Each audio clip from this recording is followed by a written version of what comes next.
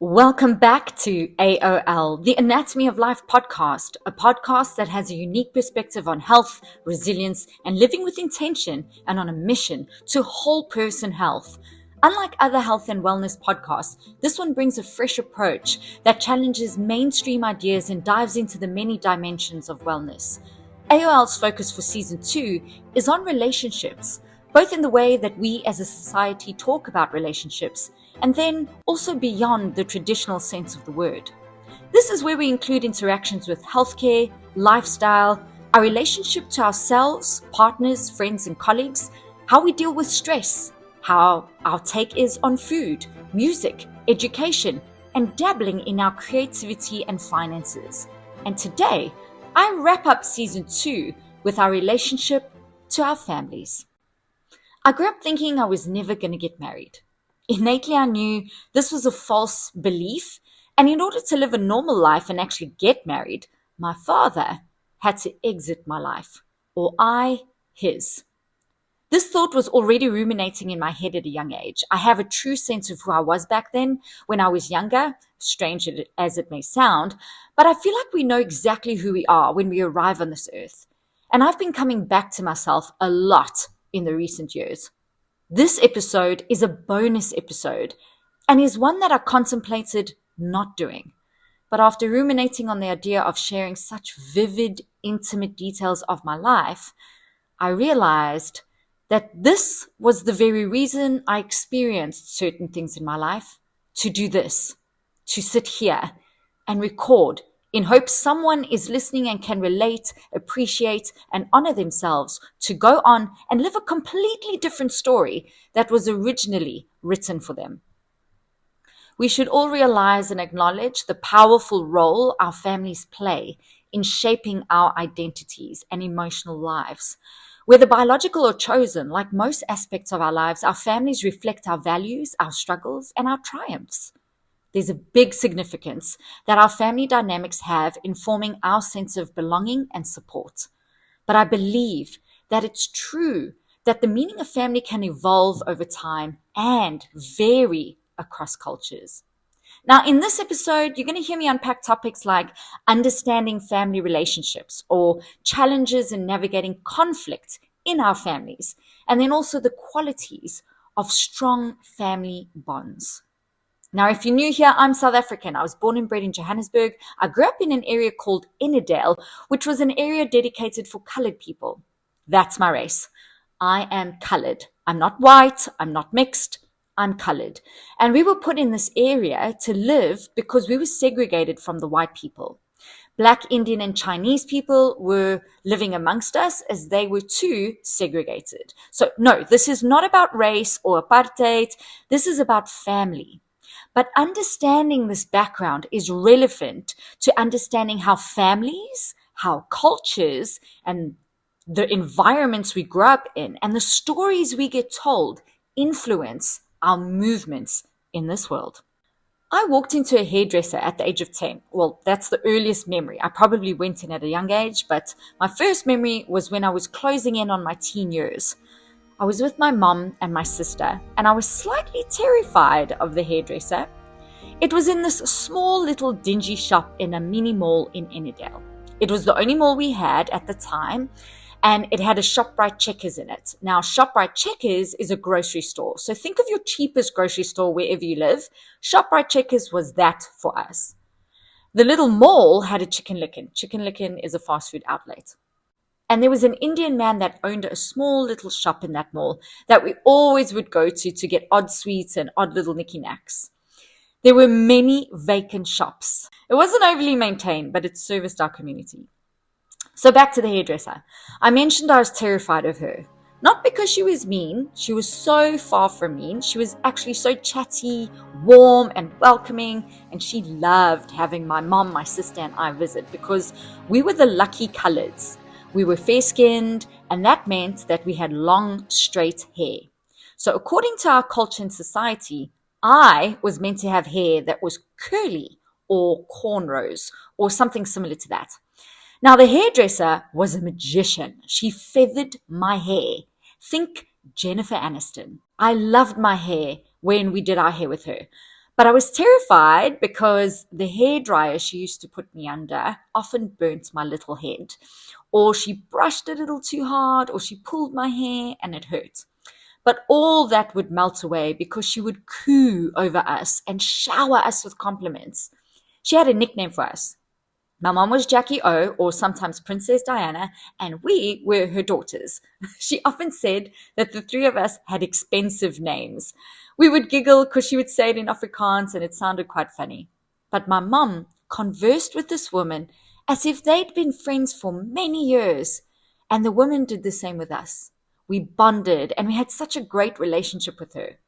I actually struggle to find a hairdresser like her now. She made me feel seen and proud of my hair and what I look like, but it was my mother that helped us integrate our otherness with people around us.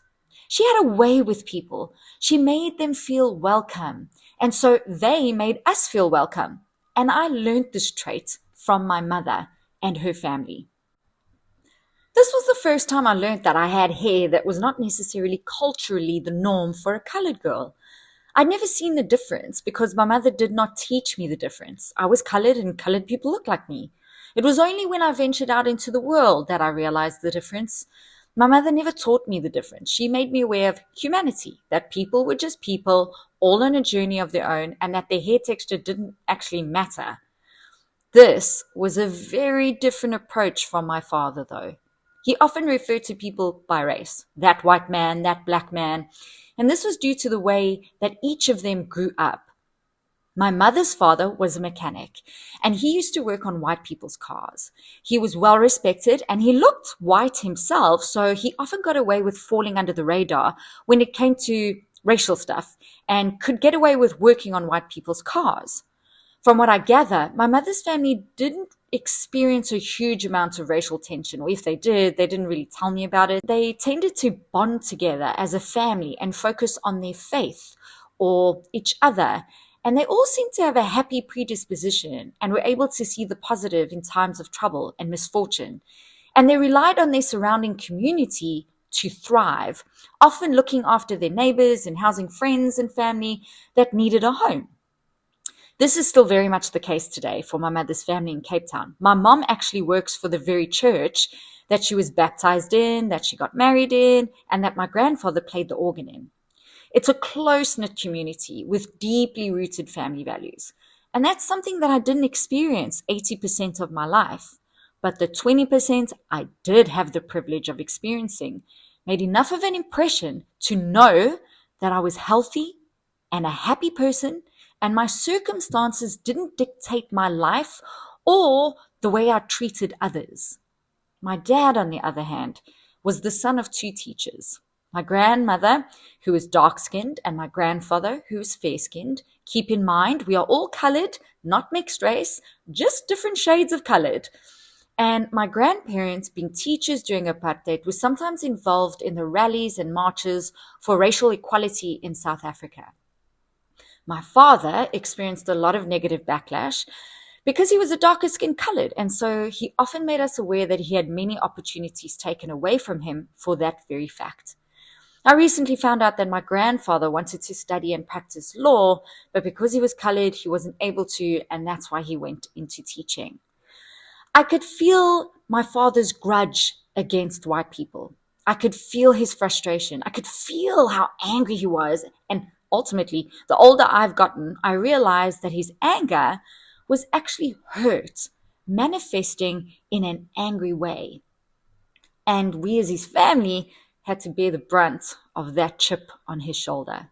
So how jarring it was, because although he communicated with white people, worked with them, and tried to do business with them, we, his family, bear in mind, we kind of looked white too, knew behind the scenes how begrudgingly he found it to work with or for white people. I remember the prerequisites that my sister and I were given for the type of man we were to marry. We were to marry a Christian man who was colored. Well, that was if we ever were going to have any sort of boyfriend on his watch. If he had it his way, we would have chastity belts on, living in a dungeon and never seeing the light of day or know what a boy actually was. He often used to say that if we had a boyfriend, that he would disown us. So no boys. Don't even think about it. Don't mention it. Don't show any interest whatsoever. But don't get me wrong, I tried my luck with introducing the notion of boys far more often than my sister did. And I kind of succeeded here and there, but it was always short-lived. So eventually I gave up and asked my mom to help me with secretly dating in my teenage years so my father wouldn't find out. My mom knew we were not living a normal life, so she helped me fly under the radar many times. My mom was my wing woman. Now, I live in the Middle East at the moment, so I am very aware that this is not normal for different religions and cultures. But this was my experience. As a youngster, I saw my mother as kind, soft, welcoming, super strong and resilient, always working, never taking a rest, and always trying to make sure everyone had everything at all times. She tried to make our childhood super fun and normal, but we lived so far from everyone. We couldn't walk to our friends' houses, we couldn't ride our bicycles in the streets, or do the things she did when she grew up. We were isolated, and my father preferred it that way. So where my mother was used to community, my father used the community to get further on in his life, doing his best to always do business with everyone that came into contact with him, trying to be a force to be reckoned with in some way.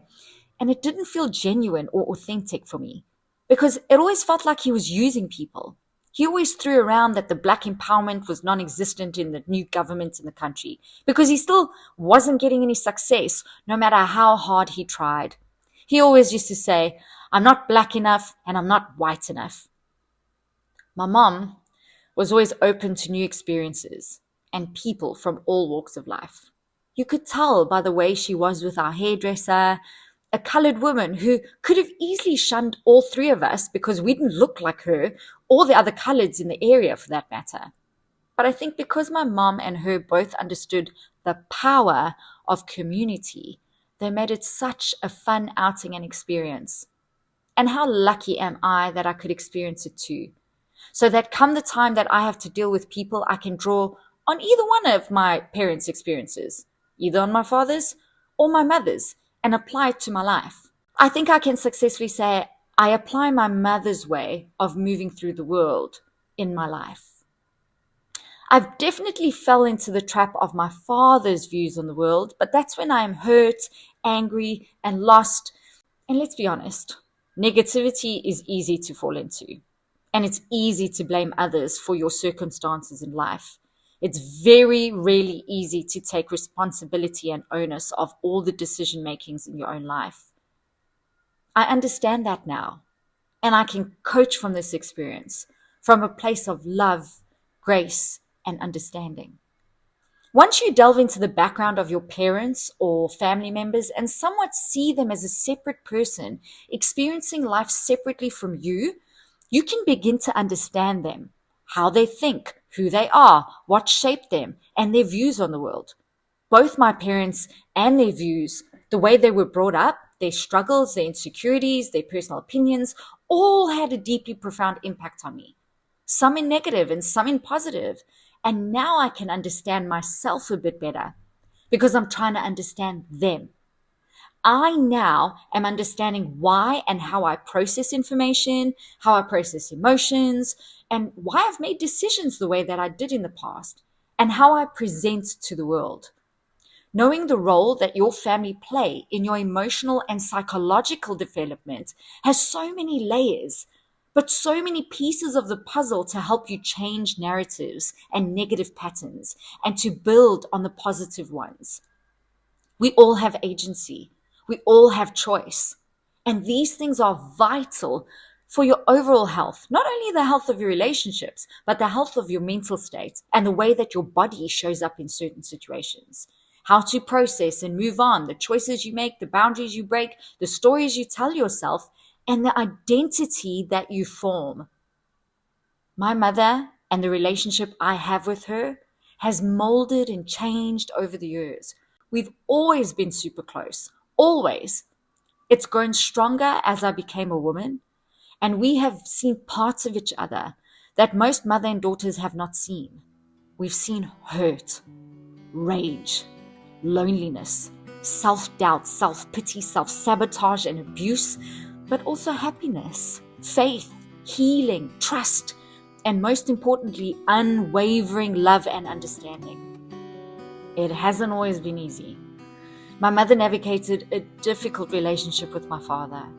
She was the peacekeeper, the breadwinner, the glue of the family, the person who took all the punches and still got up. I became the right hand to my mom and she to me.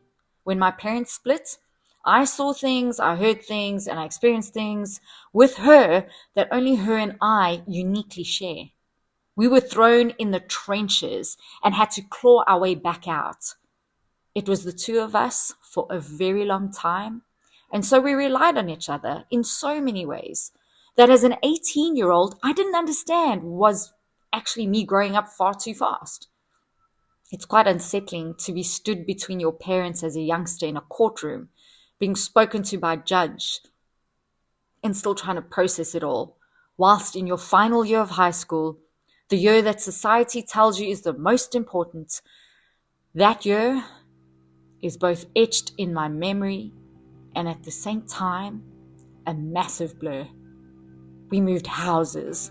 I was hospitalized with viral meningitis. I had final exams, my parents were getting divorced, and my sister was living in another city altogether that by car was an 18-hour drive and by plane a 2-hour flight. Things felt hard.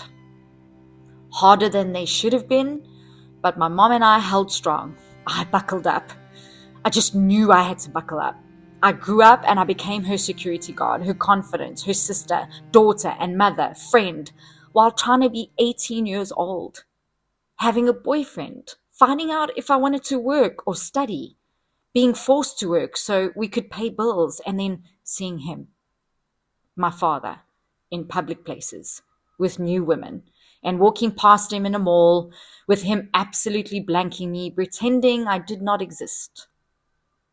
The scars were huge, but I wear them with pride and honor. I survived so much in one of the most pivotal years of my adolescence. It was the year that was going to change me forever.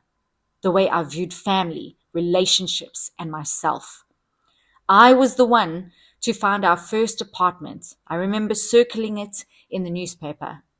The apartment that my mom and I would go on to share a bed in, have 2 sets of plastic knives and forks as cutlery, black trash bags filled with our clothes, and we began to rebuild. Little by little, piece by piece. And in the midst of it all, I found that I had manifested this life without him. I had not had a father figure to help me navigate relationships with men. I didn't understand how they worked and how I should be treated, so I became a force to be reckoned with, stubborn, hard to deal with, and angry. All this to say, my mother must have gone through so much during that time too.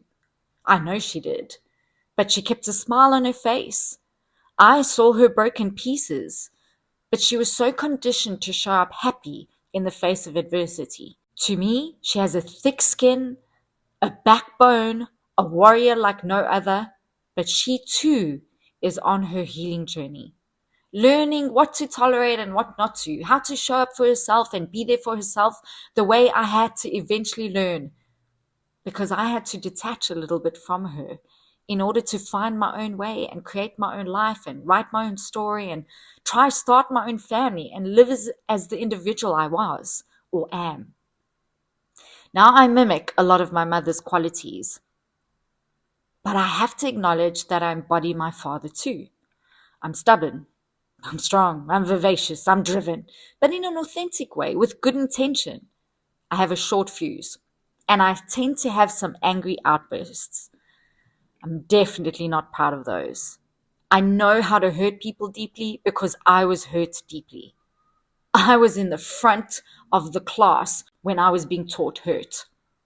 I was an A+ student in cruelty. I was taught how to hurt deeply, and I work every day to steer clear of that trait, knowing where it comes from and that it's not mine. And I can choose not to go down that path. I have begun to understand the relationship with each of my family members, some better than others, some I'm still seeking to understand. My sister, somewhat of a second mother to me. She often looked after me when my parents were fighting. She would either bring me to our room that we shared, either sit with the Bible or try keep my mind off all the shouting with some sort of activity like reading or listening to music. I cried a lot, and she tried not to. If I tried to go out to where my parents were fighting, she would create a diversion. Imagine a young child trying to protect another young child from the scary feelings. But then we would all get the silent treatment. My father angry at my mom, and then suddenly angry at the both of us too. I didn't understand why he was angry at my sister and I. I now know that he didn't understand himself or how to articulate himself, and he felt that everyone in the world, including his two toddlers, were out to get him. Now I watched how my sister read her books, listened to her music, and stayed in her own little world. She was quiet most of the time. I was the boisterous one, noisy, and I always was playing. I was trying to get her to play with me in the garden. Her and I were inseparable though.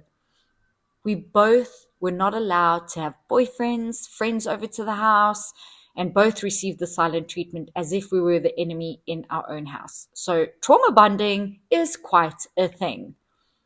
I watched my sister form her identity and always felt safe around her. I didn't want to be with other people when I started school. I only knew her and I. Other people felt scary. And we both knew when we were in other people's company that our family representation was false, that we weren't as happy as we portrayed. And my father struggled to keep a job. My mom paid all the bills and took care of pretty much everything majority of the time. And on any given day, we weren't sure if we could smile, crack a joke, laugh, or breathe. We walked on eggshells our whole childhood. My sister was basically told in her early 20s that she would leave our household to move away and go look after my father's parents, our grandparents. She had her reasons for agreeing and moved away, and this happened when I was about 17 or so. So my one and only true friend was, in my eyes, taken from me, and I was left alone with two adults that didn't even like each other or show signs of a happy marriage. When that happened, I knew I had to exit, and quickly. And about a year later was when my mom and I made the move and left. The mental torture of being told daily that we were stupid and that we wouldn't amount to anything and who would really look after us and many other things took such a toll that to this day we are still recovering from it. They say that living with a narcissist can alter your brain chemistry, and the treatment we receive from narcissists for an extended period of time can actually cause some sort of brain damage. I see signs of trauma in both my mom, my sister, and myself.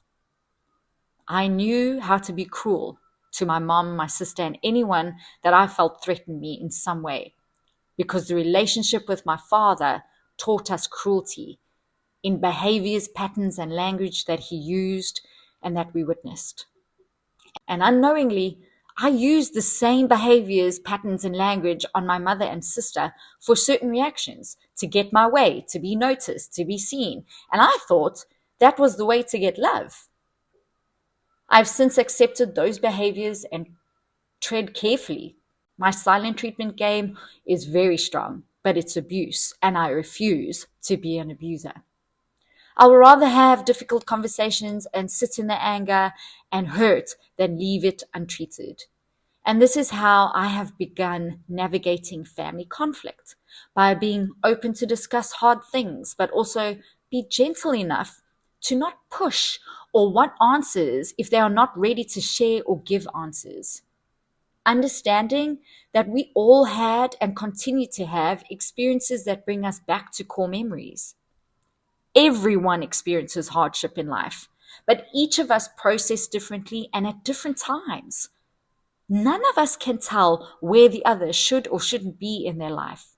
We are unique and beautiful that way. My sister is a processor. She will sit silently and not fight and scream at you. She would rather shield and process in her own way. And I've begun to understand my sister a little better. I'm very different. I lash out and I scream and shout sometimes. But seeing things from her perspective and experience has helped me understand the people I coach a lot better. When they talk about their siblings, their parents, and family relationships, helping guide them through difficult conversations and experiences, helping them seek out healthier forms of communication. My family relationships and understanding them have molded me in many different ways, from making me a resilient woman due to the relationship I have with my mother, to my decision making in certain areas of my life because of the relationship with my sister, or to helping me delve into who I truly am because of the relationship with my father. I encourage all of you to look at each one of your family members and see how they have impacted who you are and your sense of self. Challenges in navigating conflicts in families is sticky. I've been there, as I'm sure most of you have too. Challenges and conflicts come from difference in opinion and views on the world and society at large. There are certain situations I wish I'd handled differently that I have not had the opportunity to or ever will to fix. But then there are situations where I was lucky enough to reflect and sit down with the family member who I had conflict with and have the opportunity to resolve. All of this to say that life is fickle and it's a massive school where we're constantly learning and unlearning. For the situations where I haven't had the opportunity to course correct, unpack, and resolve in certain conflicts, I've begun to use as tools to learn from and to be better when it comes to conflict. This way, I've chosen the path of self-closure, knowing that I'm not going to get the answers that I wanted or the apologies that I think I deserve or the closure that we all often yearn for. My aunt, a woman I aspire to be like outside of my sister and mother. How lucky am I to have 3 strong women to look up to in 3 unique ways.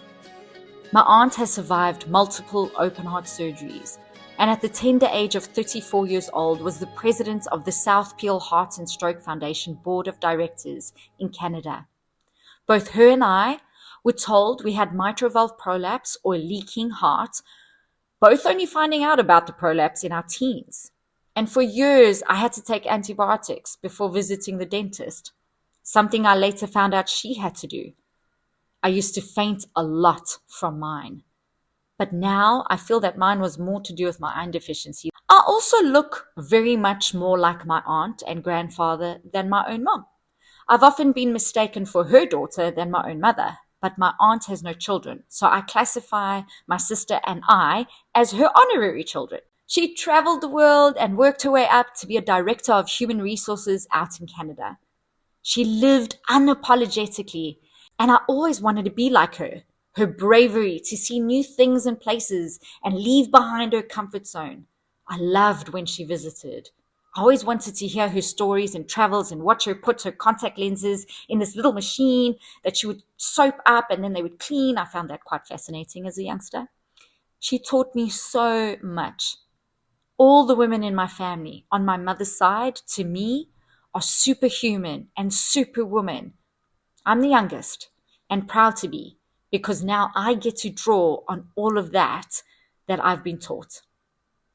My sister and I were always close to my aunt. However, in my early adulthood, around the time I was trying to establish myself and ultimately be my mother's savior, I wanted to open a business and I landed up turning to my family for financial help. And there was none. Side note, because we didn't actually have that kind of money. But I was super creative, so I was always finding ways around difficult situations and ultimately finding a way to finance my dream. The only person to step in and question, not me, but the idea was my aunt. And for the first time, we butted heads. A day I never thought I would see. I was like a pit bull with no leash, lashing out at her, thinking she had no faith in my abilities to make this happen and having it be successful. I had little self-awareness at this point, having come out of some tumultuous waters with my mom and dad splitting, the most vigorous years of my life battling to survive with my mom. So my back was against the wall. I was in protective mode, protect my mom with all I have and make as much money as possible in whatever ways possible so she no longer had to struggle.